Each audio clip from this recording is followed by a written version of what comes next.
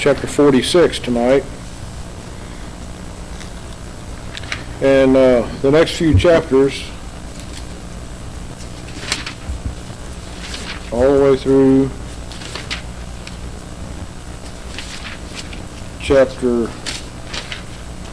till the end of chapter 51 was prophecy in their time. These things have already happened, of course. They're not prophecy for us. They were prophecy for Jeremiah's day and the people in that day.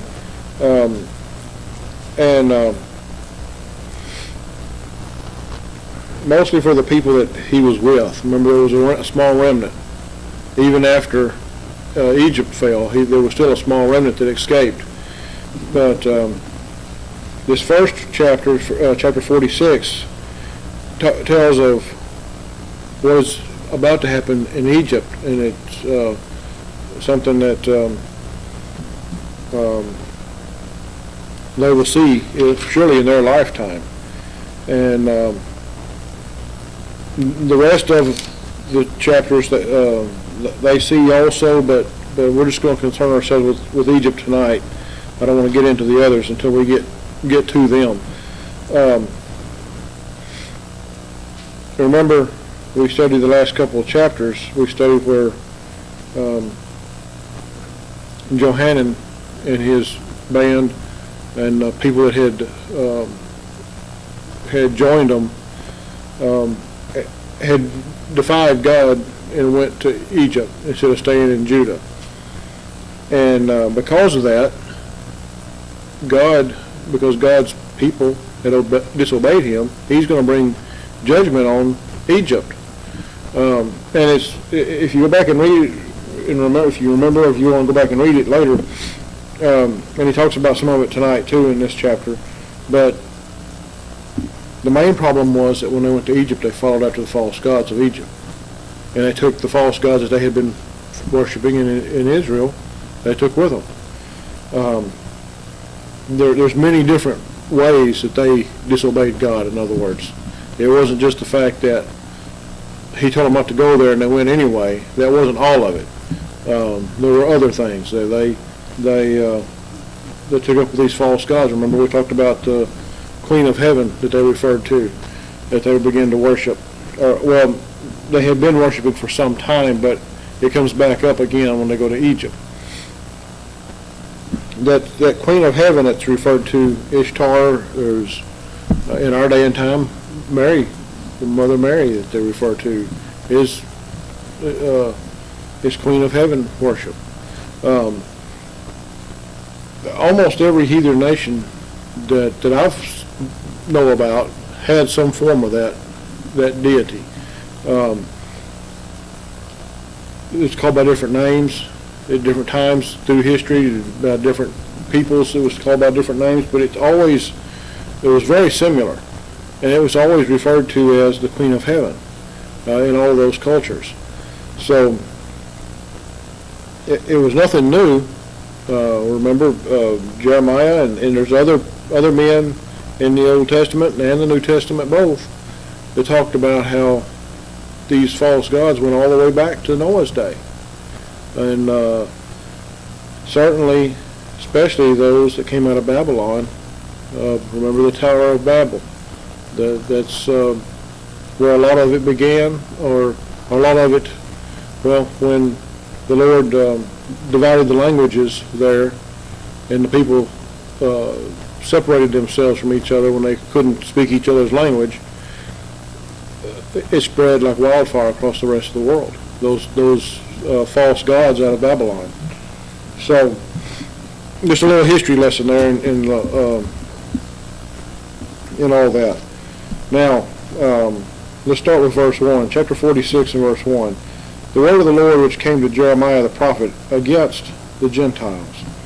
These next several chapters, all through 51, are against the Gentiles. These are prophecies against the Gentiles. But they involve God's people, remember that. Against Egypt, against the army of Pharaoh Necho, king of Egypt, which was by the river Euphrates in Carchemish, which Nebuchadrezzar, king of Babylon, smote in the 4th year of Jehoiakim, the son of Josiah, king of Judah. Now, this happens, what we see here happen, has already happened. Jeremiah is looking back on it, but it is a prophecy, and we'll get into the prophecy in a bit. But against Egypt, against the army of Pharaoh Necho, king of Egypt, which was by the river Euphrates, in Carchemish. Now, the river Euphrates does not flow all the way down to Egypt. We know that. It starts out somewhere in southeastern Turkey, if I remember right, and flows down to the Persian Gulf, and forms what is known as the Fertile Crescent, or part of the Fertile Crescent. But if you remember, and if you turn back to Jeremiah chapter 36, I believe it is. Yeah, chapter 36 is where this story began. This Pharaoh Necho, and remember we talked about this when we were in chapter 36 and 37 both. Egypt was not overtaken by Nebuchadrezzar at that time, but that's what the prophecy of Jeremiah 46 is that that's what's about to happen. Is Nebuchadrezzar is going to go and overtake Egypt, but at the time in chapter 46, the first couple of verses are telling that this is the same Pharaoh Necho, the same army of Pharaoh Necho's that fought the Chaldeans, remember, back in 46 or 36 and 37. Now, if you go back to chapter 36 and verse 1, and it came to pass in the 4th year of Jehoiakim, the son of Josiah, the son of Josiah, king of Judah, that his word came unto Jeremiah from the Lord, saying, and you go back to chapter 46 and verse 1, verse 2, in the latter part of verse 2 it says, king of Babylon smote in the 4th year of Jehoiakim, the son of Josiah, king of Judah. So you see the correlation there. Those two this is the same Pharaoh Necho from that time period. And if you go back to chapter 37,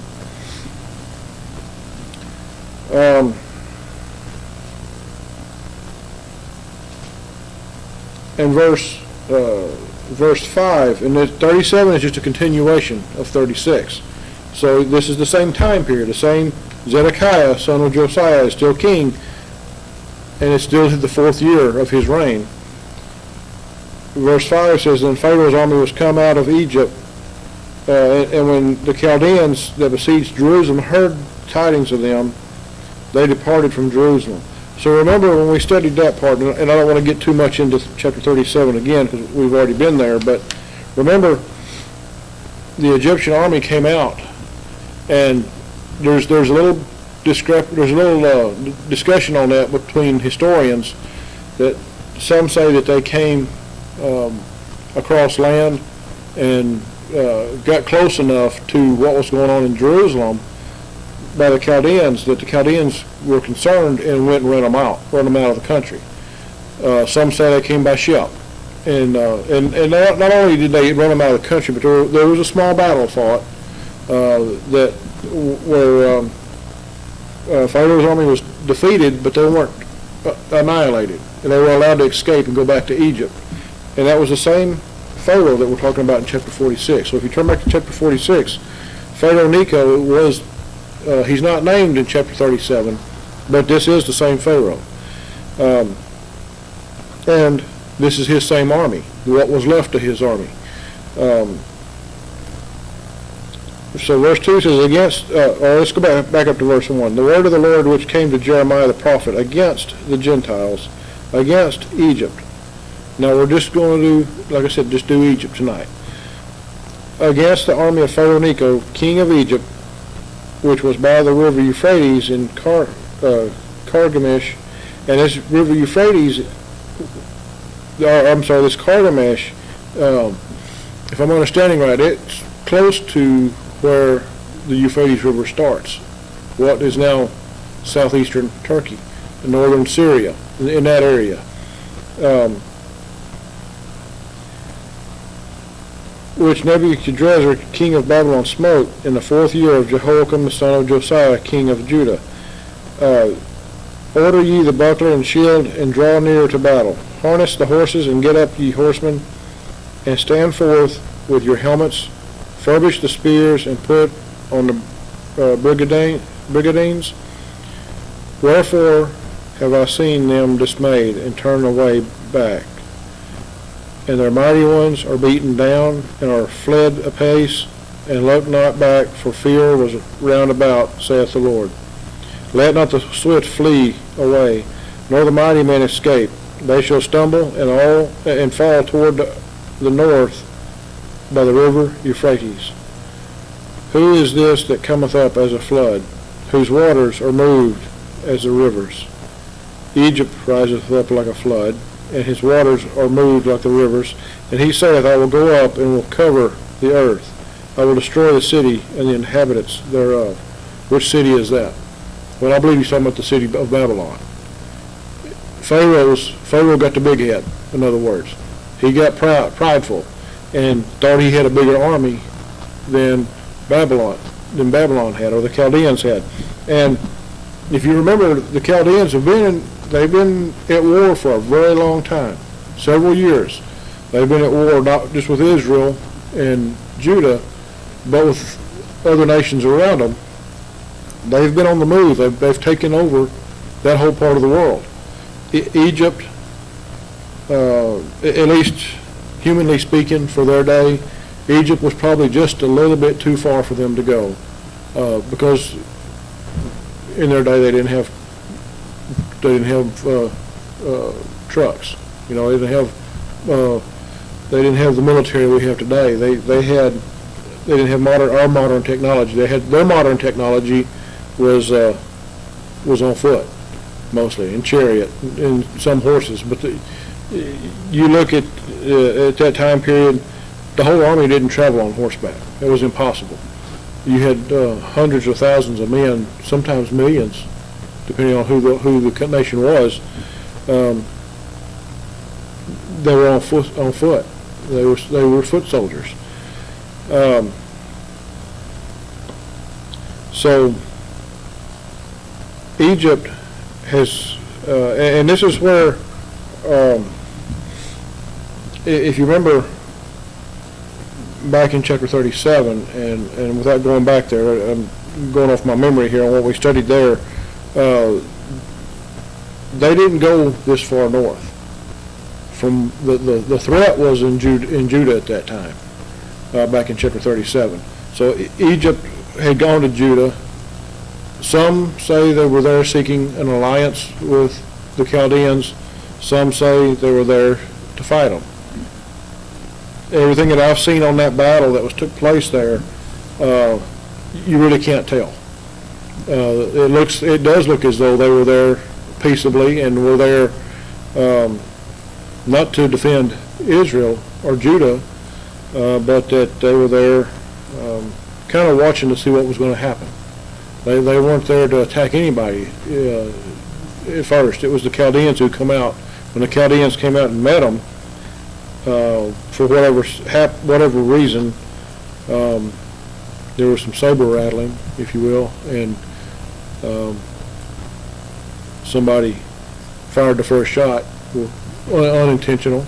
It was God's intention, we know that, but it wasn't, as far as they were concerned, it was unintentional. And the two armies fought a small battle, and Egypt was beaten back. Now they're about to reestablish themselves, and they're about to try to take over more of the world.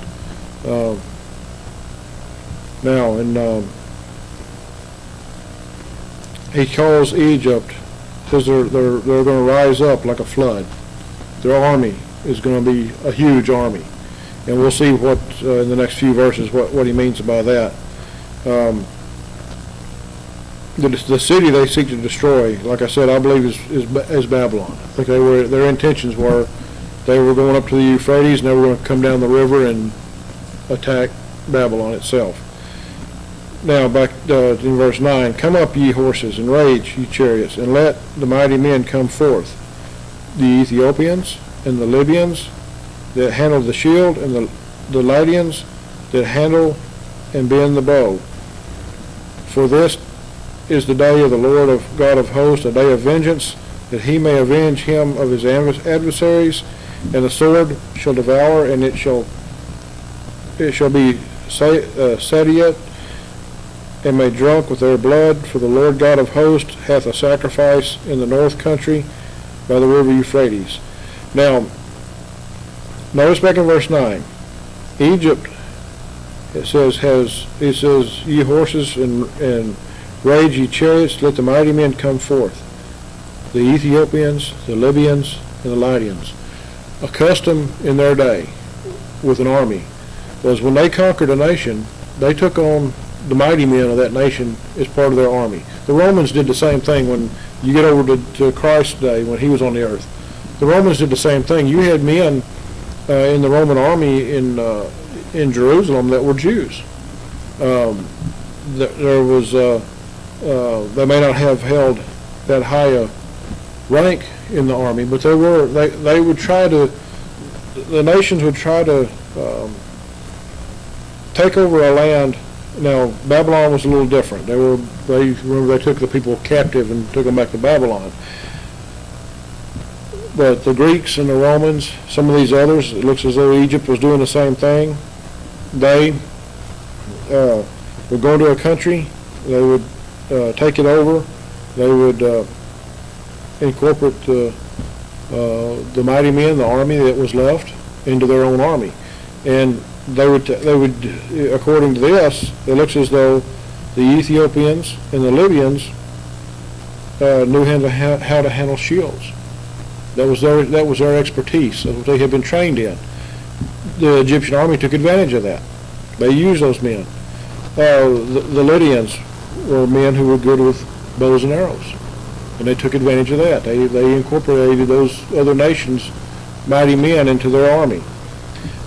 If you think back, more modern armies have done the same, and just studying history, I think you think of the British Army. In our own Revolution, they had German or Hessian mercenaries that come over and fought. They had, as the British Empire grew, you see where they had soldiers from India. They had soldiers from their provinces in Africa, South Africa, other places. They had regiments that were totally Scottish or Irish, Australian even. So even in modern times, we see the very same thing. So the Egyptian army was not just Egyptians. They were from all of the provinces, all the other nations that they had conquered.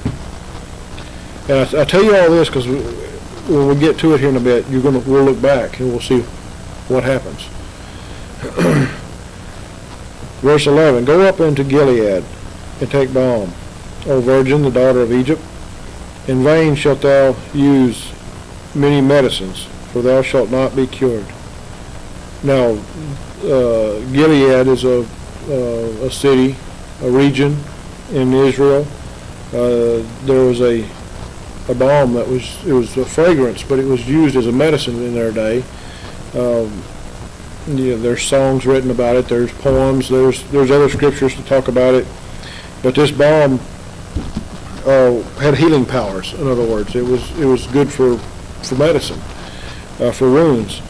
But he tells Egypt here, in vain shalt thou use many medicines.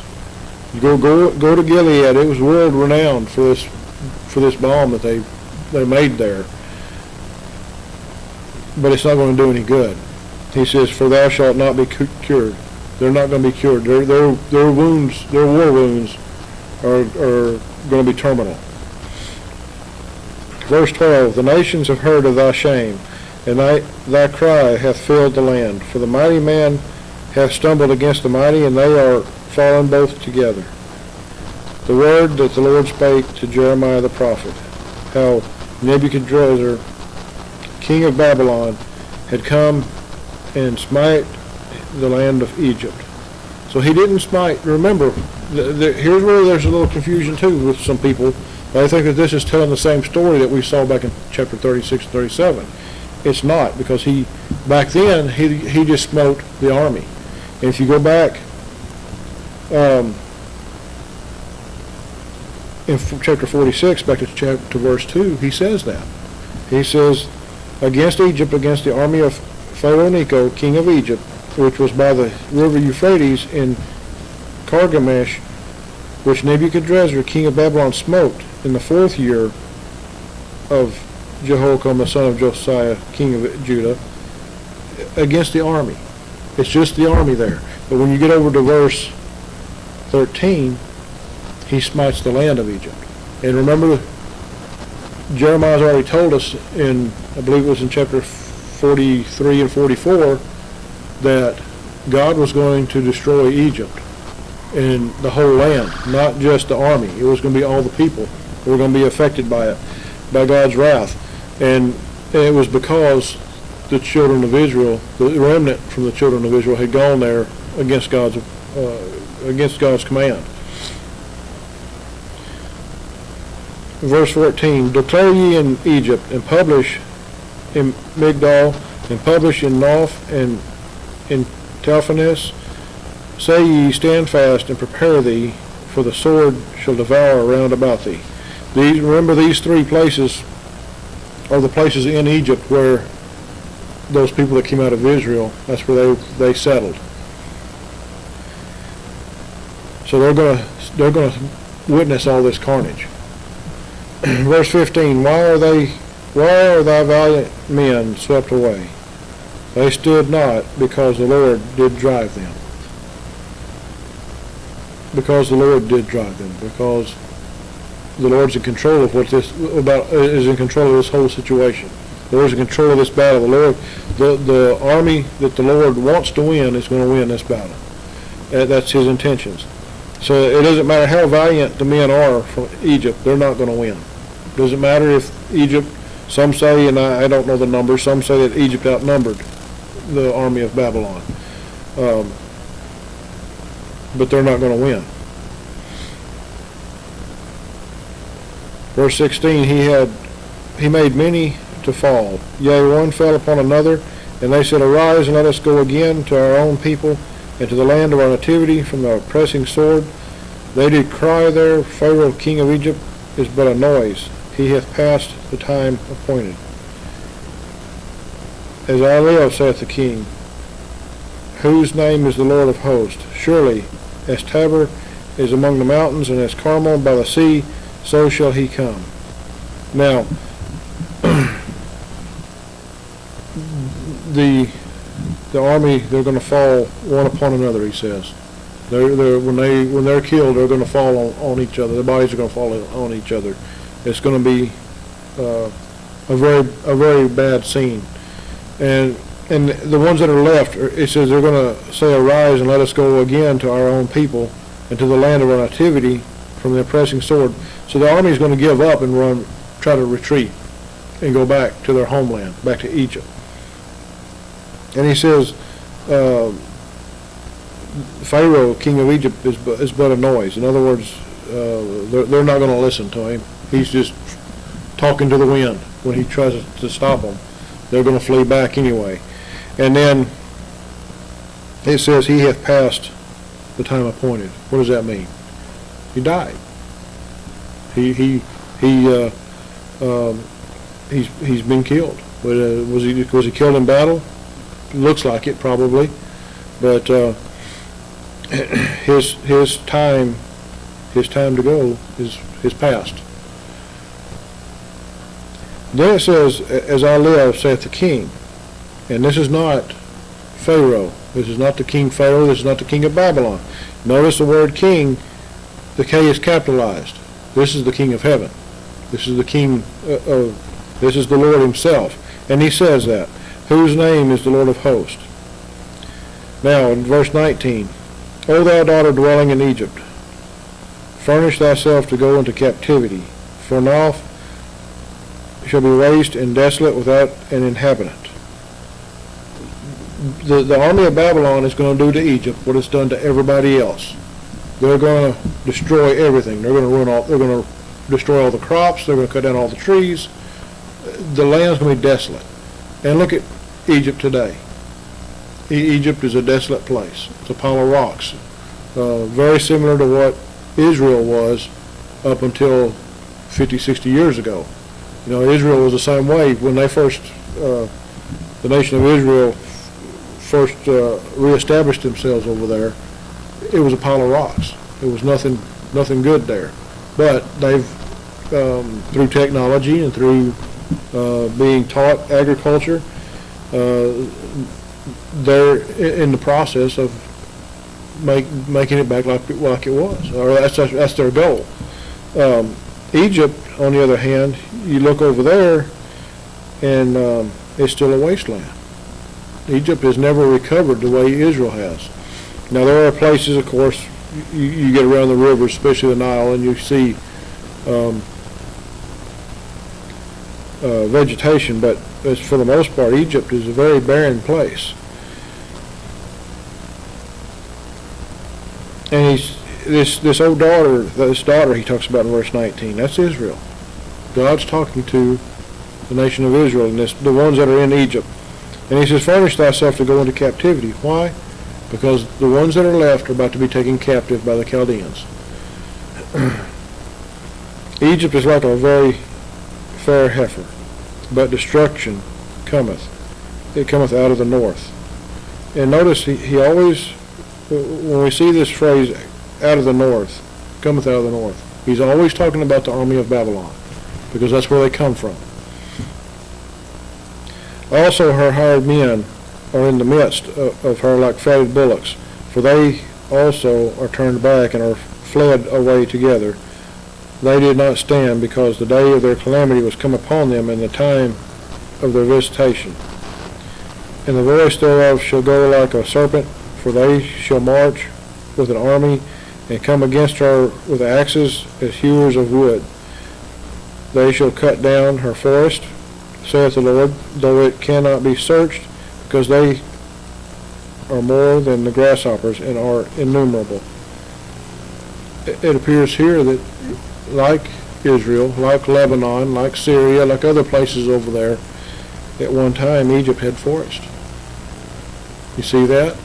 And like I've said before, that was one of the ways back then, an aggressive army, that's how they made sure that when they went into a land and they didn't necessarily want the land, but they'd go in and cut down all the forest and all the crops and destroy all of that and make it uninhabitable. Make it so that the people, if there were any people left that had come from there, they're not going to want to live there ever again. And they do the same thing to Egypt. The daughter of Egypt shall be confounded. She shall be delivered into the hand of the people of the north. The Lord of hosts, the God of Israel, saith, Behold, I will punish the multitude of No and Pharaoh and Egypt with their gods and their kings, even Pharaoh and all them that trust in him. And I will deliver them into the hand of those who seek their lives, and into the hand of Nebuchadrezzar, king of Babylon, and into the hand of his servants. And afterward it shall be inhabited as in the days of old, saith the Lord. So, the Lord of hosts, the God of Israel, says, I will punish the multitude of No and of Pharaoh and of Egypt. He's going to punish Egypt. And why? He says, with their false gods and their kings. Their kings, well, he even says here, he says, even Pharaoh and all them that trust in him. Pharaoh was a god to them in that day. You can look at that up. It's from the history of the pharaohs, all of them. The people of Egypt looked to them as their god. or at least one of their gods, plus all the other gods they worship. Why? Because this, and there's going to be a common theme once we get started going through these prophecies of these different nations. It was these nations that brought false gods to Israel. It was these nations, these false gods, that Israel followed. And now the Lord is going to judge these nations because of that. He's already brought chastisement upon his children, Israel. They've been taken captive. They've had lots of them have been killed. There's other things that have happened. Now, the ones who brought those false gods to Israel and caused them to want to worship them are now going to pay for it also, in a much more severe way.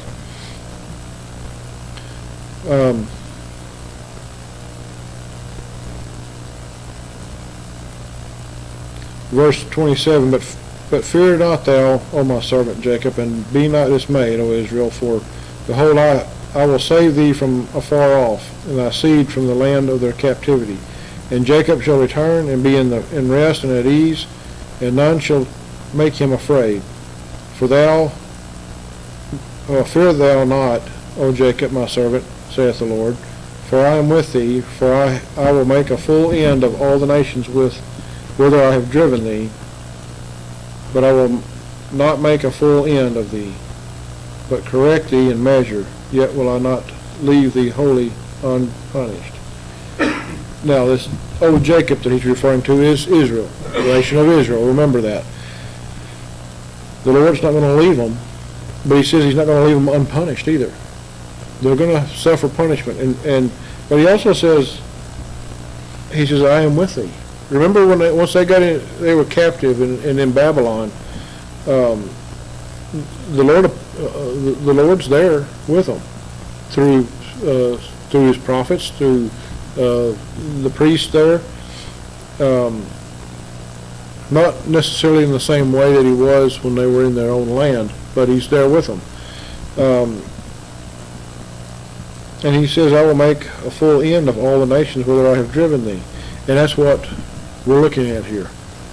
These next few chapters, God's about to take care of those nations that have brought problems on Israel. And he says, I will not make a full end of thee. In other words, I will not make a full end of thee. He's making an end to part of them. We know that. There's been lots of them that have been killed from Israel.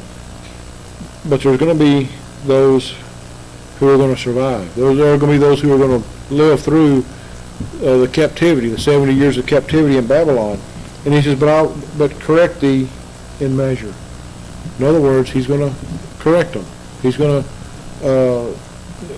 when all is said and done at the end of that 70 years, they're going to be looking back to God again, like they were in the beginning.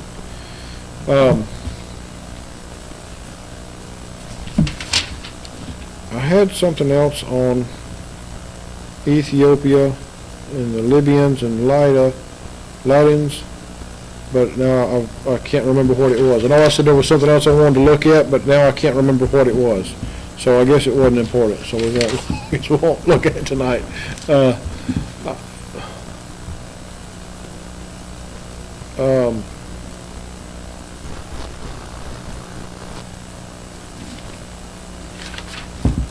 And maybe I skipped or just read over it and didn't catch it, but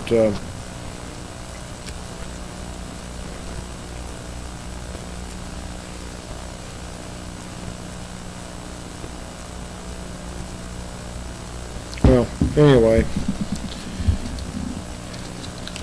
we'll stop there for tonight.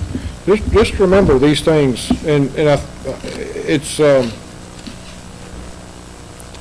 You know, it's kind of concerning to us when we see what God's doing to Israel in this book, and in what Israel and Judah, I guess I should say, and the nations that were steeped in paganism and false gods and worshiping false gods that had brought these things on Israel, that had given them to Israel. Yeah, we see the very same thing today, and we're going through the book of Revelation, and one of the reasons I wanted to go through the book of Revelation at the same time we're going through the book of Jeremiah is you see some similarities there.